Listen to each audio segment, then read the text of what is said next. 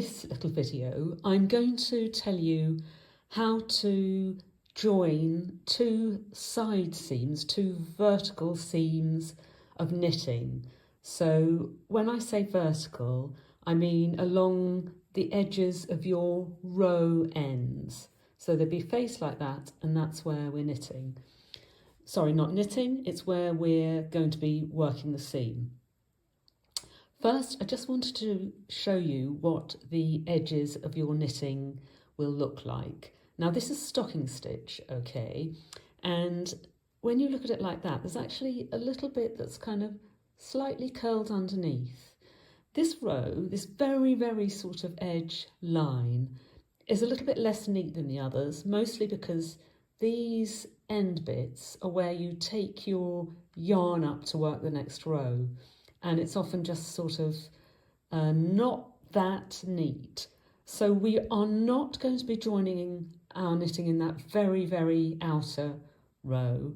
We're going to be joining it in the next one in, which is this row along here. So this series of upside down V's, and we're going to be joining it on this side again with this row of upside down V's. So not this very, very outer bit where we've got the yarns going up to the next row, as I mentioned before, and which looks a bit untidy, but this row here.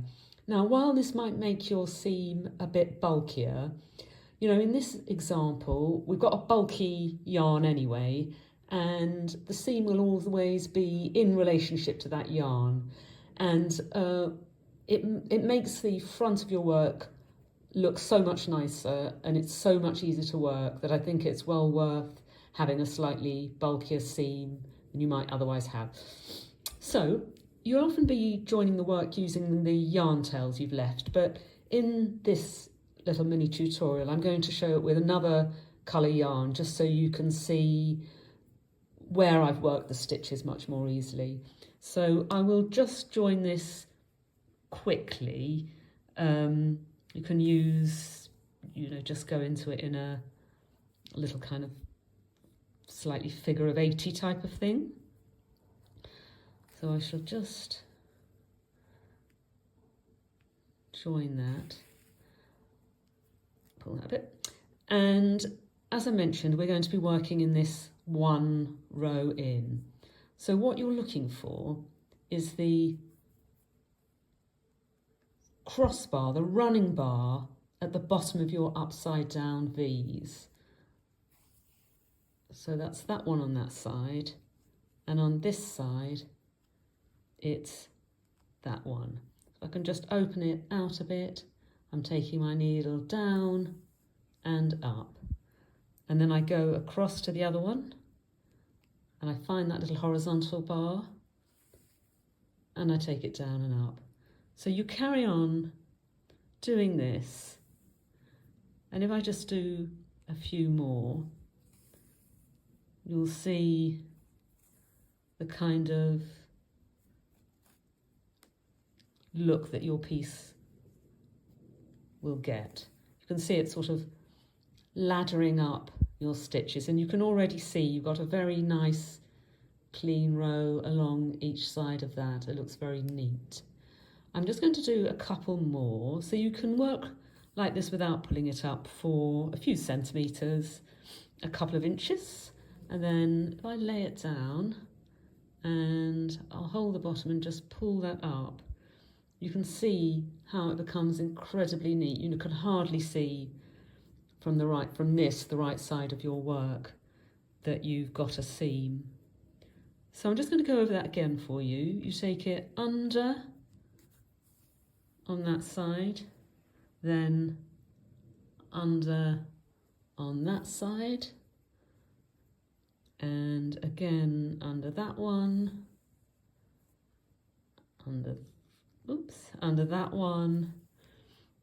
You can just continue, as I said. You don't want to do the whole thing and then pull it up, because it won't work like that. It'll get sort of knotty and nasty, but you just carry on laddering up the side like this until you get to the top. Got to the top now. Just going to, you can see the ladder. Just going to show you again that laddering, how you've got the neat sides along here. Then you just pull it up. You can see this, you can hardly see it even though I've done it in a contrasting thread. Now you can, when you pull it up, you don't want to pull it up so tight that you can't pull like that along, because you want a bit of ease in the seam. So just give it a little gentle tug. You don't need to stretch it out this way for the maximum, but just a little tug. And then just this bit here, when you've finished, you just can fasten that off in the normal way in the seams. And if you look over, there's your neat seam. You know, it's actually quite soft, it's not too bulky, and it's on the inside of your work anyway, and it's very neat. So that is how you work mattress stitch along 2 vertical sides of stocking stitch. Hope you've enjoyed that. I hope it's made things clear. Drop me a line if you need anything sorted.